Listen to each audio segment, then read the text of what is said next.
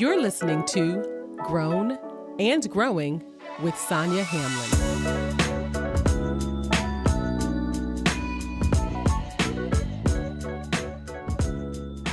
So thanks for joining me for a bonus episode of Grown and Growing. It is only fitting that I have my best friend for almost 40 years.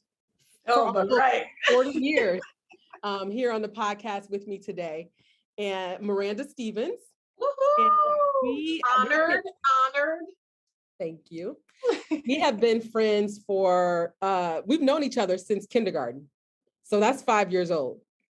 And we're about to be 44. Me before you, but 4 years old.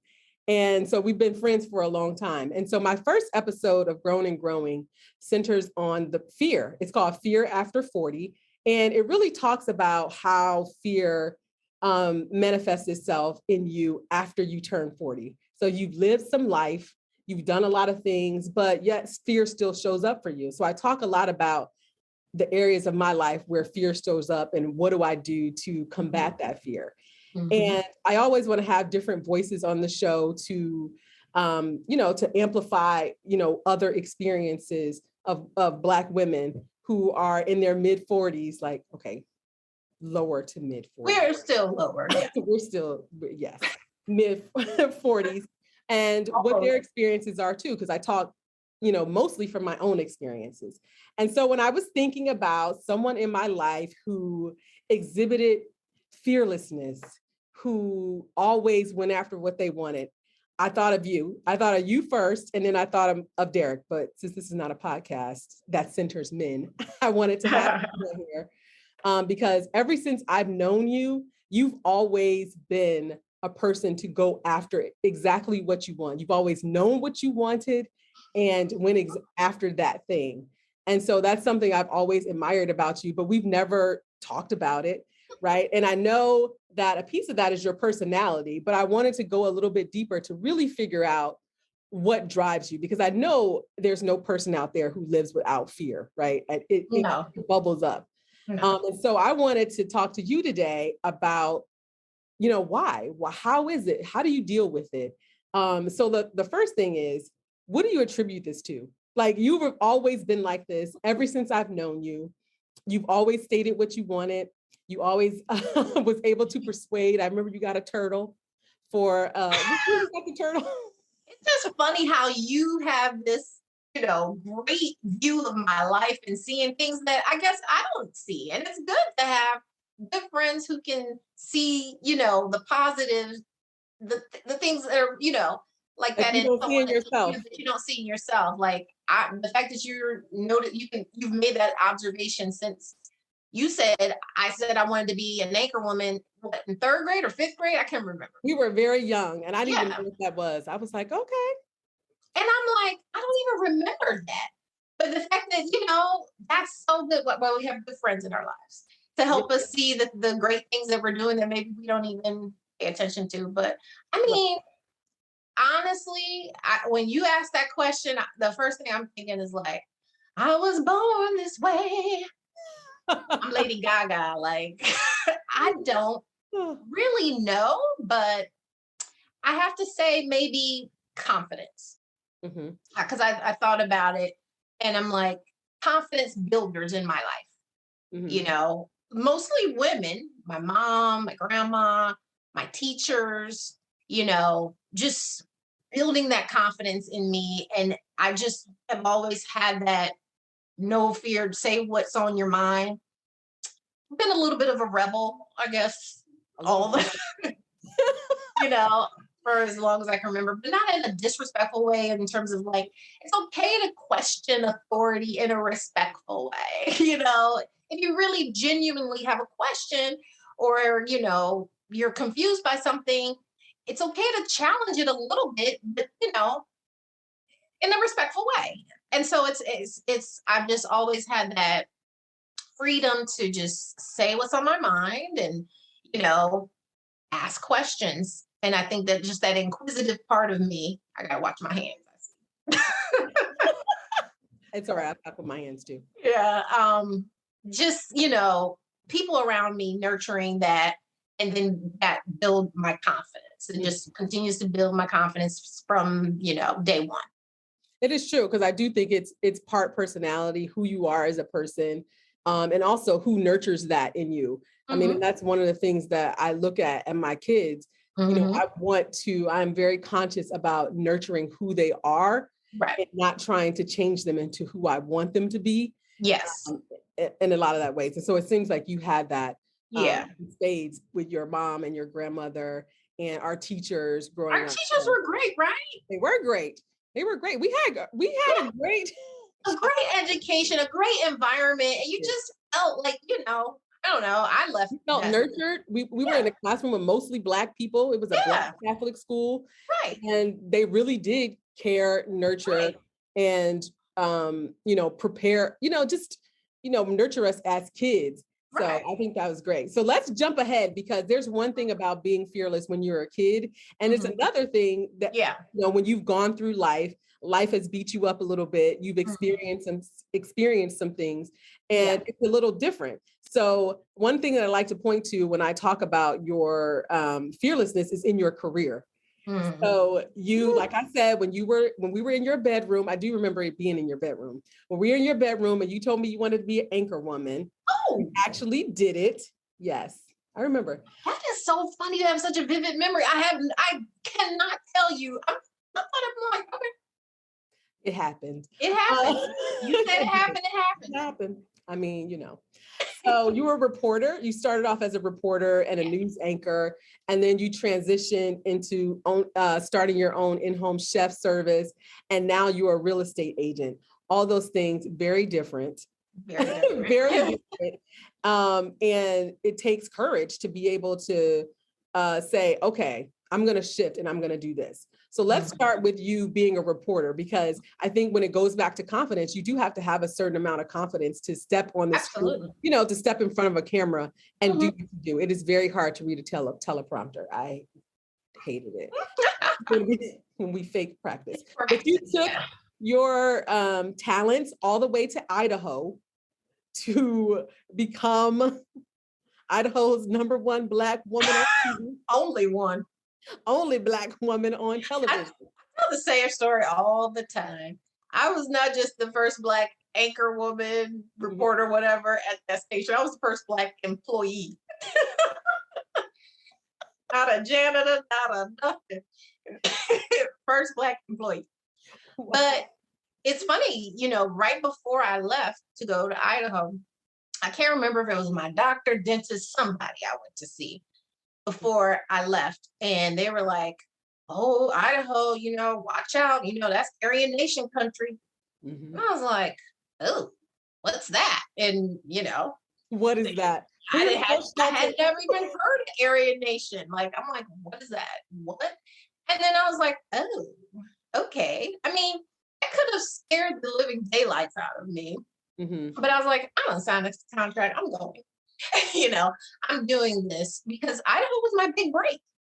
I was just like, hey, that was my first on-air job. I went to school. I knew when I went to school, because clearly I said in your bedroom, whatever, that I wanted to be an anchor woman. So I just followed that line. I went to school, studied that, and after college, got a job behind the scenes as a writer.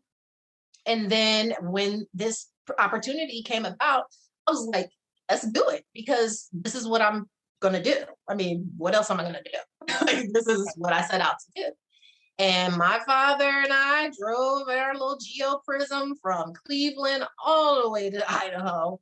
And it was scary. Like, after he was about to leave, like, I'll never forget that moment. Like, my father's about to leave. He's like the only piece of Cleveland or a familiar place, left. I'm out here on the West Coast, never lived outside of the Midwest. And it was just like the reality hit, like, he's about to get on that plane and head back, and I'm out here by myself.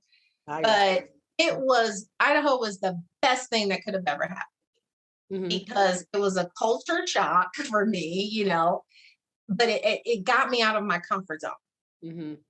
And I learned new things, and it opened my mind to different people, different places.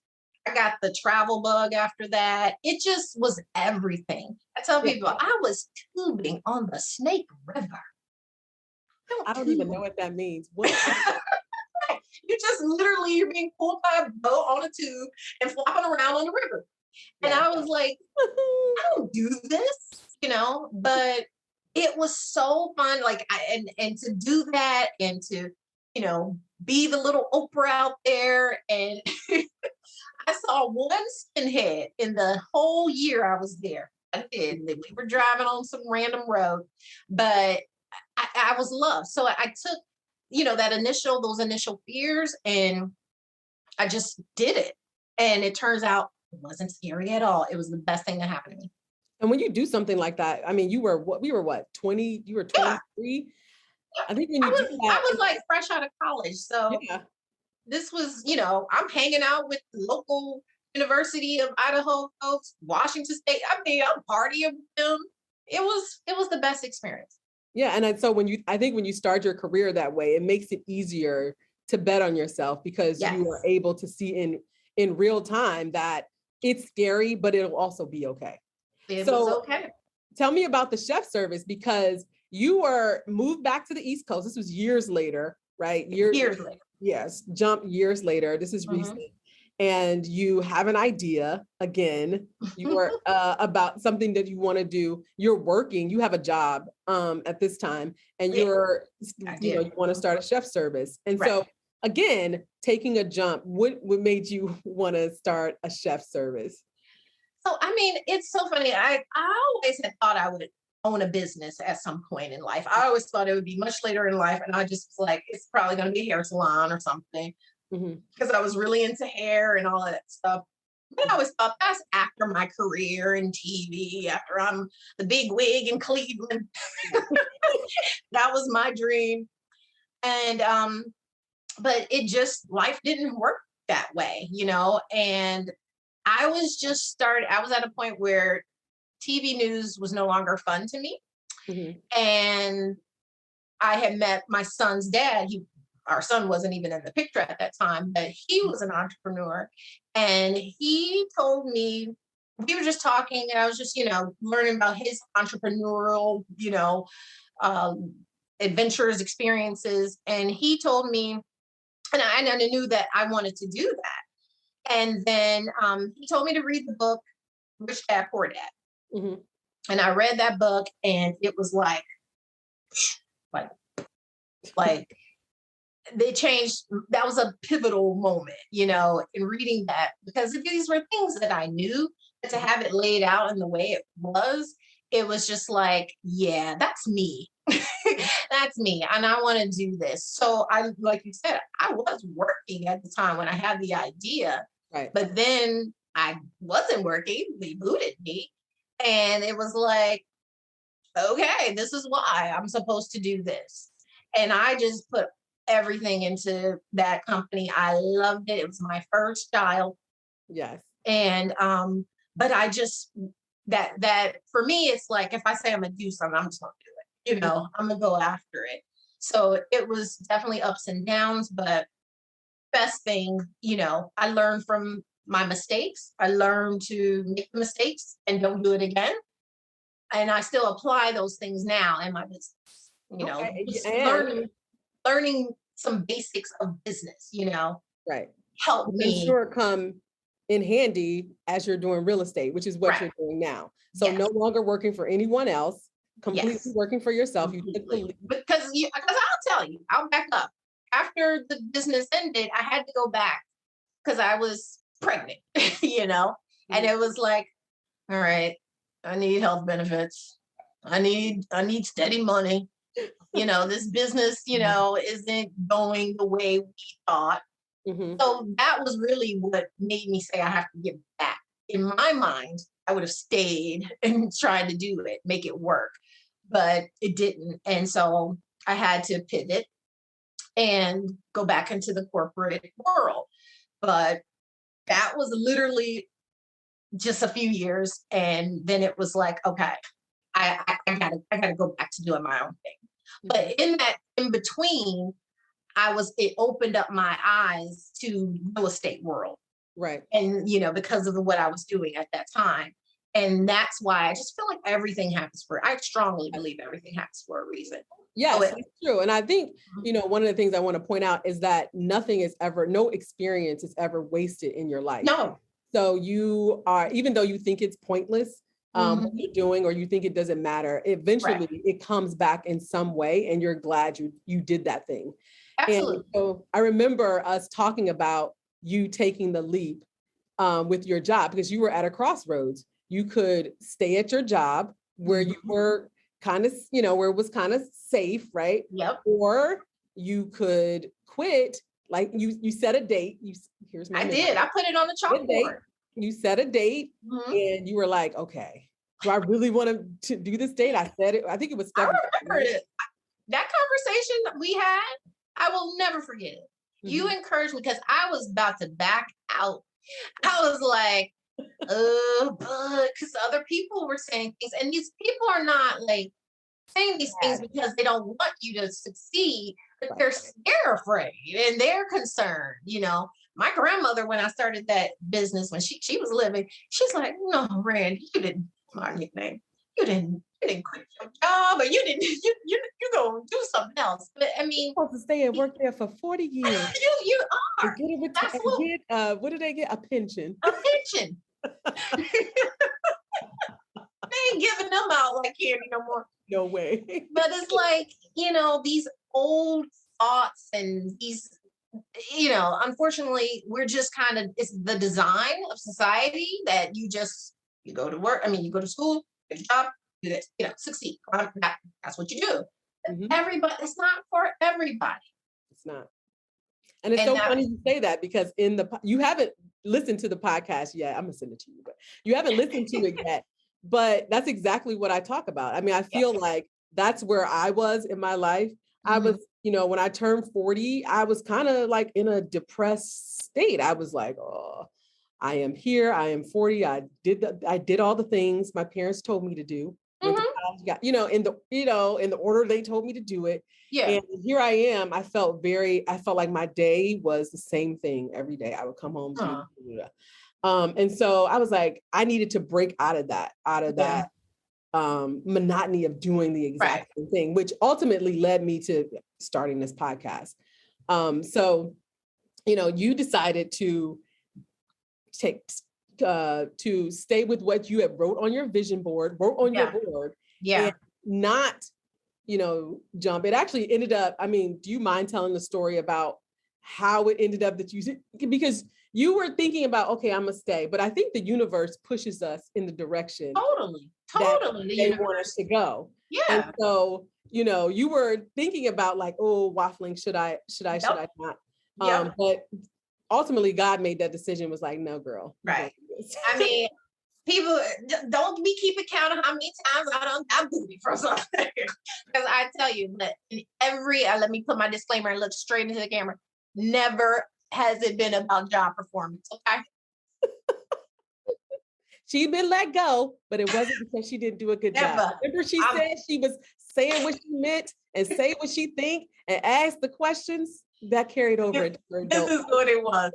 You just talk too much. Get out of here.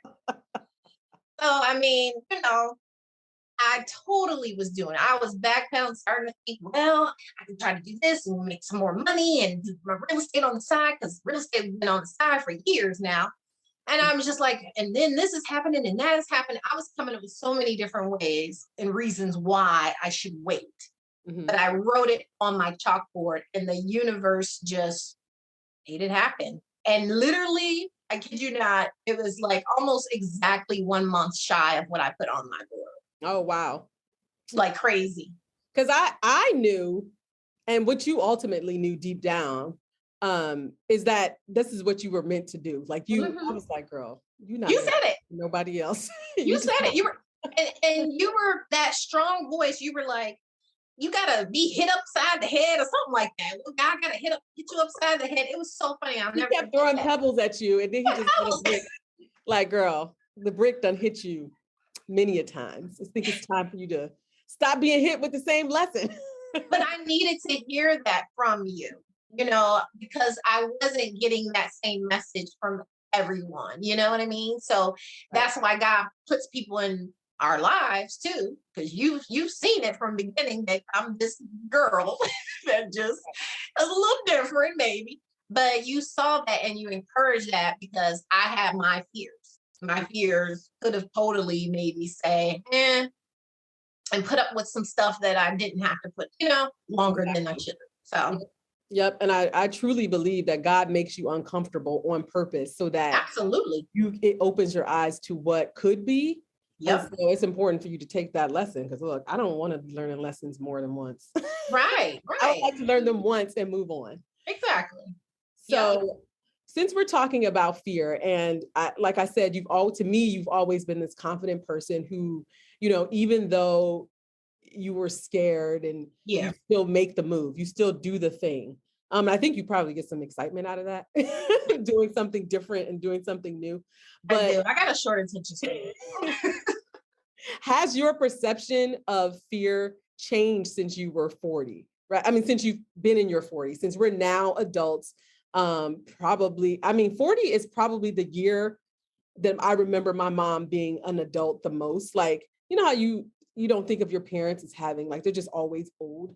Right. The first year I remember my mom celebrating in her life. Like, I remember her turning 40. Gotcha. And so to me, it's always been to me, it's like a pivotal year. And so the way you think about how do you approach fear in your life now, knowing all that when it comes up, because again, you've started your own business and that doesn't come, without its own fears. How do you deal with that now? And where does it show up for you? In terms of like how to deal with fears? How do you deal with fear? If something is, if you notice fear in your life, you're like, oh, I want to do this, but you start hearing the naysayers. You start, Yeah, so I can tell you, it's funny you said that because 2018 was a major year for me in terms of like, I was even thinking about like when I turned 40, I made some major changes and declarations that year. It had nothing to do with me turning 40, like, oh, I'm 40, I'm going to no longer do this, it just happened naturally. And the biggest one was deciding to join the church that I am now a part of. I had been in Maryland 10 years at that point. Right. Gone to multiple churches and, not every Sunday, but I'm pretty frequent and never had an experience that I did at what was then called Destiny Church. It's now called Union Church. But the pastor, what things that were going on in my life, just his style, it just spoke to me. Right. And at that point I said, I had never joined a church all this time. I've been attending. I said, I'm going to join this church. And because I am feeling this vibe, this, it just feels right. And I said, I'm going to dedicate more time to getting closer to God. And so at that point, that's when things started changing for me. And in terms of how I look at fear, and my pastor talks a lot about fear, and he even had a whole series on it. And it's like, when it happens now, I just go to God. I just think about like, okay, God. And I just get this feeling of peace. And it's just like, okay, move on. You're going to have them just because you're trying to strengthen your relationship with God or whatever. You're trying to be better spiritually. Doesn't mean you're going to just not have problems. You're going to have problems. You're going to have fears. You're human. But in terms of how I deal with them since, it just correlates with me being 40 plus that, now I'm just like, go to God. Right. And exactly, how do you go to him and what do you hear back? Like, how do you know? How do you get confirmation from him? Yeah, it's funny because and when people say, don't talk to God and listen to God, I'm like, I don't know how that works, But I had a feeling of that many years ago when I made a decision to move with a total stranger, but I never knew that basically. Wait a minute, wait. Did you just say when I made the decision to move in with a total stranger? What? You know the story. No, but it's so funny the way you just said it. I know. But it was like, that's another podcast. That's another podcast. But episode. I had this Another feeling episode. of peace that came over me. And I felt like, and I always say I felt like that was God saying it's okay, you know. But other than that, it was like, well, how do you hear? But it's like, well, it's simple. Your gut. That gut feeling that you have, that's God speaking to you, you know? And I listen now to my gut more than ever. I know, like now I'm like, yeah, if this doesn't feel right, just go with what you're feeling and don't do that or do this. So that's how I feel like I'm now able to know the difference and get over my fears of what I'm supposed to do. Yeah, Or and not. that's a good point. I mean, I think to me, it's also like a muscle. Like the more you use it, the more you Yes. trust it. Exactly. Yeah. So yeah, and I know for me, it's like it's getting quiet. I'm like, I need to get quiet. I need to go for a walk. And I do feel like I hear God in my head. Like I say, okay, you know, God, do you want me to start this podcast? What do you want me to do? You know, it's you know, because I feel like it's something so far out of my comfort zone that, you know, I'm like, are you sure you want me to do this? I'm glad you're doing it. Thank you. You're good at it. Oh, thank you, friend. But no, I feel like he talks directly to me in my head. And so, you know, I think that the key is though, do you listen and do you do the thing that he's expected you to do? So, okay. So the name of the podcast, this is the last question, is Grown and Growing. Fun. Us talking. I know, right? This is just like our regular conversation, but deeper, but deeper. So what area of your life or what thing are you focused on growing right now? So when you think about growing, where are you growing in your life? What's one area? Well, I mean, the obvious would be my business. You know, I'm growing there. But this confidence that I had before, it's like, I mean, I have my days. I'm not going to pretend like, you know, I don't have ups and downs, you know.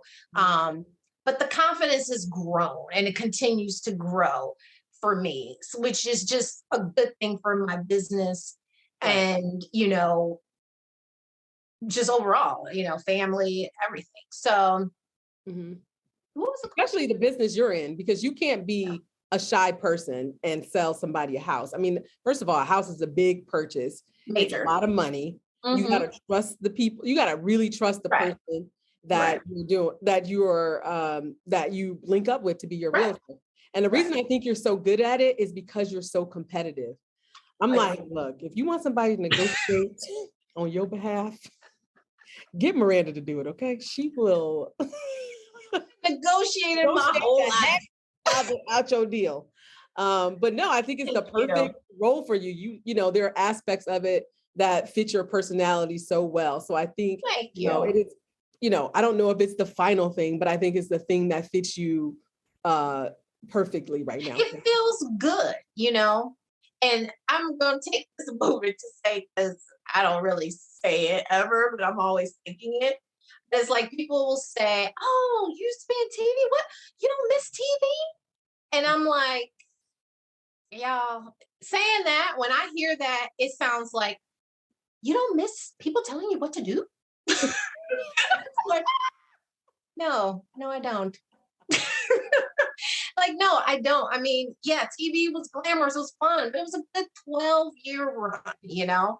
I love what I'm doing now. And I'm never going to say anything bad about the news business or whatever, or any of the, you know, my experiences, because I learned from all of them. But I love real estate. I love what I do. I love the independence that I have right now and the freedom. Because I mean, people are gonna. I work with people. I have to. I'm not like this person who can't be tamed or something and just do what she wants or just, you know it all. I'm working with people, but it's just different relationships. It's a team effort. And it's just empowering for me. And this is what I know and believe is what I'm supposed to do.